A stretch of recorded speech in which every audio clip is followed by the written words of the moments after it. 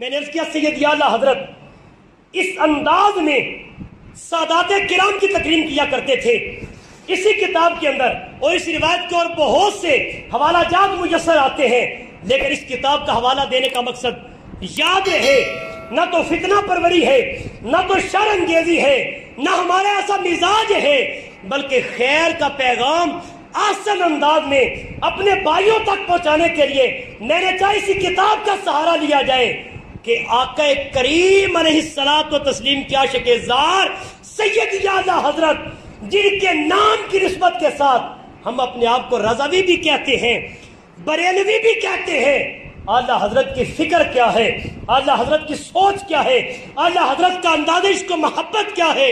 سید اعلی حضرت رحمت اللہ تعالی علیہ، آپ کو دعوت آئی وعظ و درس کرنے کی بریلی شریف کے پڑوس میں کسی دیہات میں سے، آپ شدید بخار میں مبتلا تھے۔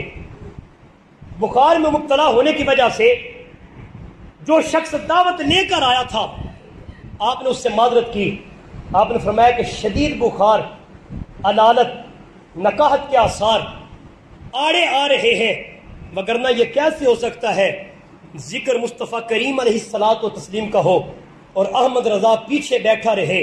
آپ نے معذرت کی۔ وہ شخص دوسرے دن پھر آ گیا، تیسرے دن پھر آ گیا۔ کہا جاتا ہے جب تیسرے دن آیا تو ساتھ پالکی لے کے آ گیا۔ کہتے حضور والا آپ بیمار ہیں، آپ سے چلا نہیں جاتا، آپ سے اٹھا نہیں جاتا، آپ کرم نوازی فرمائے۔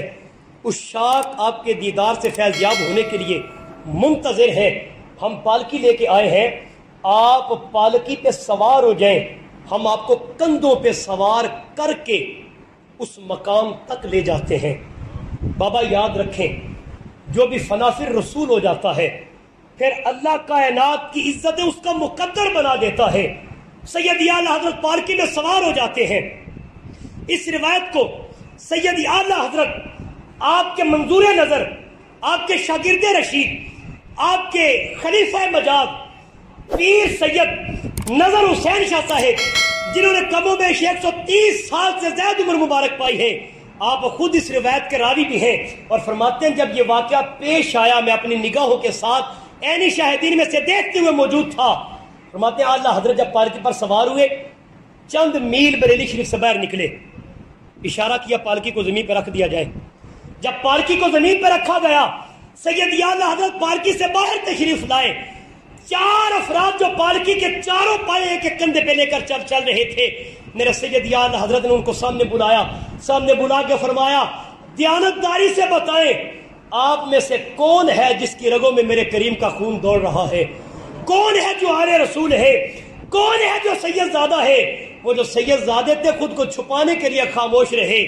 جب جواب کوئی نہ پایا، میرے سید اعلیٰ حضرت نے کہا وہ بھی عاشق رسول تھے، وہ بھی عشق کی اعلیٰ مسند پہ فائز تھے، جنہیں پالکی میں بیٹھتے ہوئے یہ پتہ چل جاتا ہے کہ پالکی کسی اعلیٰ رسول کے کندھے پہ ہے۔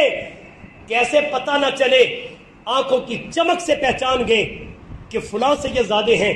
ان کو مخاطب کر کے فرمانے لگے آپ کو آپ کے جد امجد کا واسطہ دیتا ہوں، مجھے بتائیں کیا آپ ہی آل رسول ہیں؟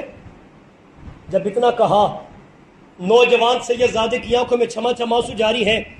میرے سید اعلیٰ حضرت نے اپنے سر سے دستار مبارک کو اتار کر سید زادے کے قدموں پہ رکھا، پھر قدموں کو ہاتھ لگائے، پھر ہاتھ جوڑ لیے، زاروں کی طرح رونے لگے، کہنے لگے جو کچھ ہوا لا علمی و بے خبری میں ہوا، آپ کو اپنے نانا کا واسطہ مجھے معاف فرما دے۔ اگر آپ نے معاف نہ کیا کون سا منہ لے کر احمد رضا حضور کی بارگاہ میں جائے گا؟ اگر آقا نے جاتے ہی یہ فرما دیا احمد رضا تجھے اس لیے عزتیں عطا کی تھیں کہ ہماری آل کے کندھوں پہ سوار ہو، سید زادے نے کہا میں نے اللہ کی رضا کے لیے آپ کو معاف فرمایا، لیکن آپ کا دل پھر بھی نہ بھرا۔ آپ نے فرمایا ابھی معافی تو ہوگی پر حساب چکتا نہیں ہوا۔ حساب چکتا کیسے ہوگا؟